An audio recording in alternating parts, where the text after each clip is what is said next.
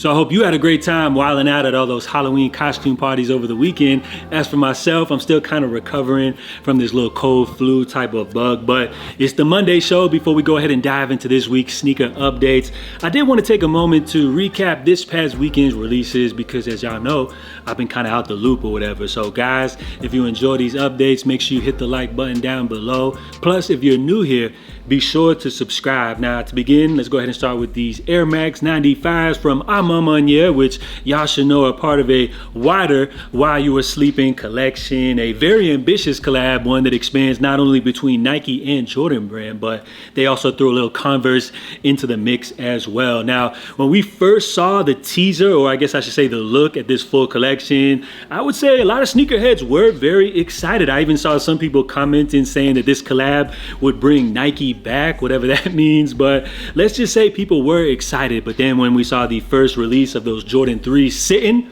I feel like at that very moment, instantly, hypebeasts, they were off these, resellers, they were off these. And I even did see some people complaining about shipping delays, but it just seems like kind of overall, many people are just tired of these Amamanya maroon color schemes. They're kind of saying the storytelling isn't really hitting the same. So as far as the rest of these releases from this collection, I feel like they're really just reserved for like the die-hard sneaker fan. So as far as these Air Max 95s, I think if you're a fan of this silhouette, if you're an Air Max 95 fan, I think this is a solid pickup. It looks like some pairs are still sitting in select sizes via the website, so I'm not really sure if people just aren't a fan of this model overall, or maybe they're holding out for a potential sneakers app drop. So if any of you guys watching got a little intel, let us know. Can we expect to see a sneakers app drop outside of the official Amamanya release? Now, next up, we have the Unheard Of brand, which they're a boutique based out of Cincinnati. So they've teamed up with Adidas once again.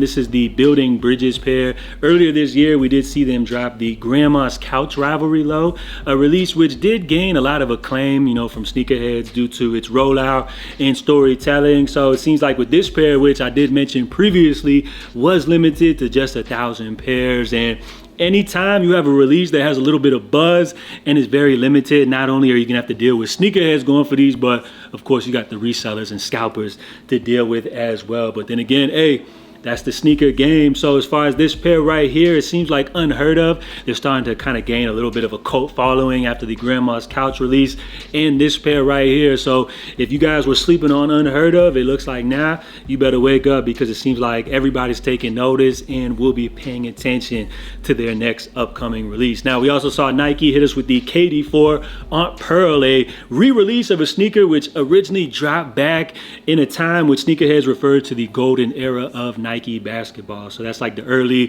2010s. At that time, for myself, I was pretty much wearing nothing but retro Jordan. So I could care less about a sneaker like this, as I really have no nostalgia tied to the original release, which I feel like is kind of like the main market for this release. So we did see these joints drop via Nike as well as select retailers. And let me know if any of you guys were excited for this pair to drop. Now, we saw Adidas hit us with the messy Bad Bunny Gazelle. Now, you could say right now at this moment, the Gazelle as well as Samba are probably two of Adidas' biggest hits. Well, matter of fact, probably some of the most popular sneakers in the entire industry right now. So with them mashing up Messi as well as Bad Bunny with these joints, you guys should already know these were going to be an instant hit. Now, while I'm not really a big fan of this sneaker right here, I see what Adidas was kind of doing right here.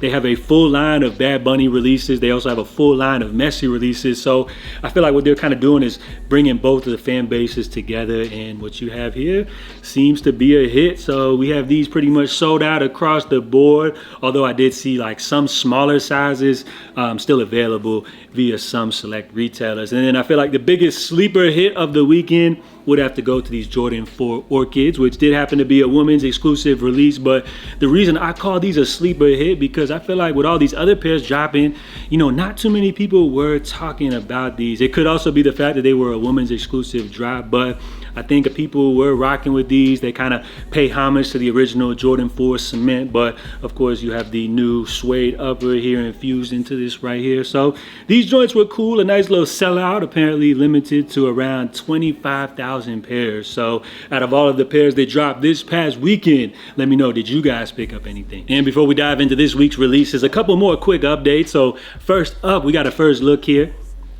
And before we dive into this week's releases, I did want to touch on some more quick updates. So we got a better look here at the upcoming Fear of God Basketball 2 model, a sneaker which initially we first saw teased by Jerry Lorenzo himself, but it looks like we now have the first on-the-court looks courtesy of the Lakers' very own Gabe Vincent. Now, Jerry Lorenzo, he has received a lot of criticism, over the performance of Fear of God Athletics. He himself even admitted that they really didn't deliver the promise of dropping a performance-driven model in the Basketball 1 sneaker. So apparently with the Basketball 2 model, which you see here, they have delivered on that promise, which I feel like these joints look really nice. I think Jerry delivered on the design. So I think what's most interesting about this upcoming release will be the price point, which I feel like plays a big factor in the upcoming success of this release. Now we have a more detailed look at the upcoming Jordan 4 Rare Air, which apparently is set to drop sometime summer of next year. So as far as the unique design details on this pair, you got the classic Nike Air on the back, as well as the interchangeable patches, which you guys see featured here on the tongue. So this should be a fun one. Jordan brand fans should be excited for it come next year. And I'm already seeing people nicknaming these the Jordan 4 Pistons. And then we got the Wu-Tang Dunks, the return of a Nike Grail, a sneaker which you guys probably never would see an official release date, but I would have to say I love the way Nike is rolling this pair out. They initially first started things off with a shock drop to get people excited. They've had a big, massive media rollout. They even got the Wu-Tang's very own RZA doing this little campaign rollout, media run, hitting up the Complex Sneakers podcast, and then they have the latest promo,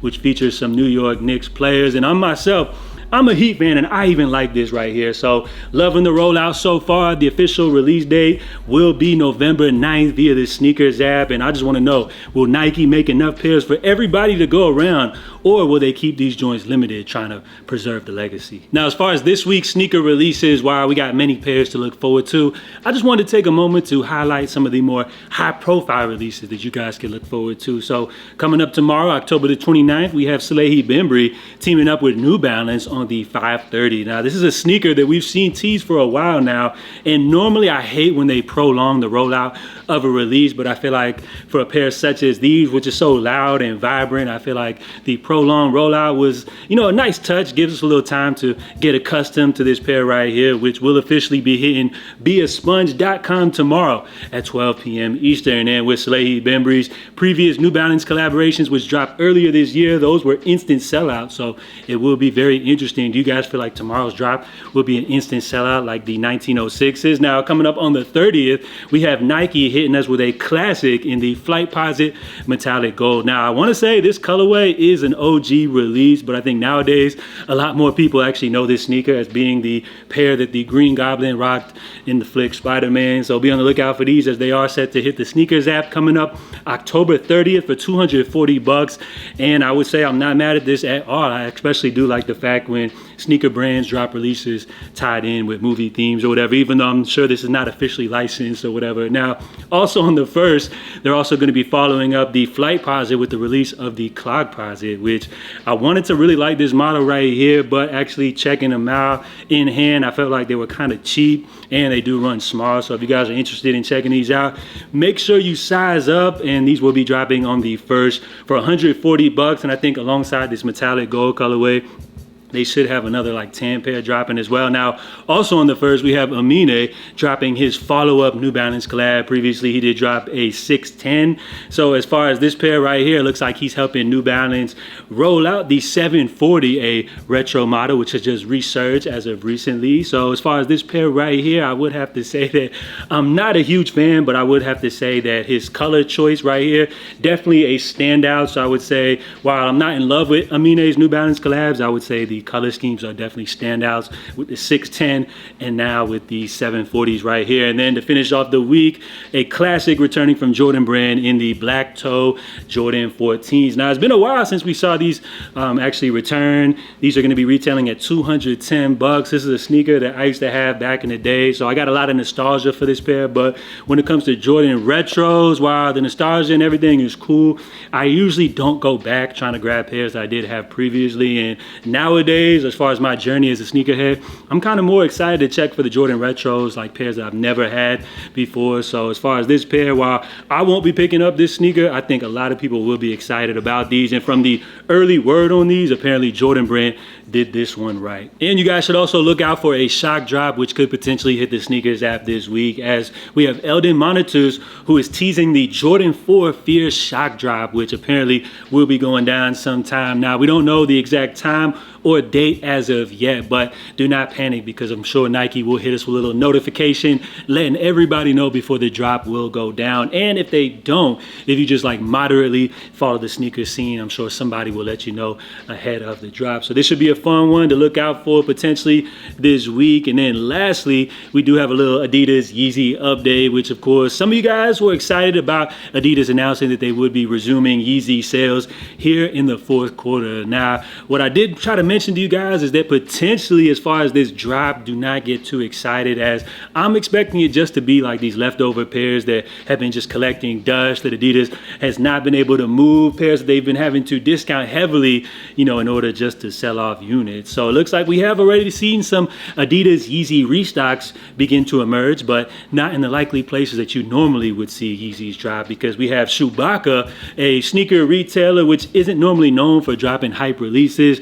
They have a full range of different Yeezy styles which have just appeared via their website. So you have pairs ranging from the Yeezy Slide all the way down to the Yeezy Quantum, but apparently it looks like stock is just reserved to just some select sizes. It looks like a lot of the smaller sizes that Adidas weren't able to move, they have now moved over to, which they're calling a retail partner here with Chewbacca. So as far as a hopeful Yeezy drop that everybody's going to be excited about, with like classics such as the Wave Runners and 750s drop in, I would say maybe keep your expectations in line. And it seems like so far all of these Yeezy restocks that we're seeing so far are just the leftover pairs which have been collecting dust. And what makes matters even worse is that it looks like Chewbacca is actually selling these pairs at resale prices. Now, they're not like double, triple the markup, but it seems like they're selling a lot of these pairs at current market value. So it seems like with Adidas mentioning that they were selling or planning to sell off these remaining pairs at cost, it looks like they are definitely doing that, but they're not selling them to us at cost, but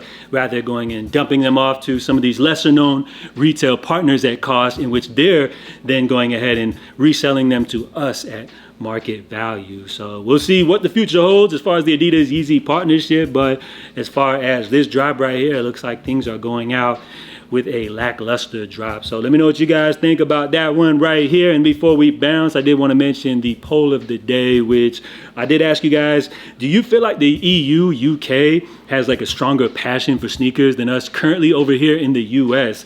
In which we had roughly around 600 votes, in which 68% of you guys, the majority, said no. But I would say that, of course, I know the US, we have a bigger population, and like sneakers is probably deeper rooted over here in the US with the nostalgia, the history, especially with Jordan Brand and everything like that. But I feel like currently in the EU, UK, they low key have a stronger passion. Like, not saying they have a bigger community, but I'm just saying like the community seems smaller, but a lot more passionate, and die hard for these sneaker releases, which I feel like for us over here in the US, we've been seeing these pairs drop so much. Re-releases of retros that we've seen drop throughout the years, that at this point nothing's really that impressive. And as just far as like the first impressions, anytime we see a new sneaker drop, it just seems like there's a lot of hate and negativity, which is why I'm trying to bring back that sneaker community. If you guys didn't know, I just started up a new podcast, which for now we're calling Sold Out. So you can join me with my two co-hosts, Mr. Bread and Butter, my boy Jalen, aka Big Bucks, every Tuesday at 9 p.m. Eastern. So of course tomorrow we'll be waiting for all of you guys to pull up. Make sure you guys don't miss out on what I'm calling the future #1 podcast here in sneakers. Right after Complex, but I should say the future #1 independent sneakers podcast. So that's all I got for you guys today. Had to plug in the new show for you guys real quick, which I'm excited to do tomorrow. So for now, that's it, guys. Make sure y'all drop your feedback down below. Of course, I'll be back to check in with you guys here soon. In the meantime, stay safe, stay blessed. I'm J.A., and I'm out, y'all. Love.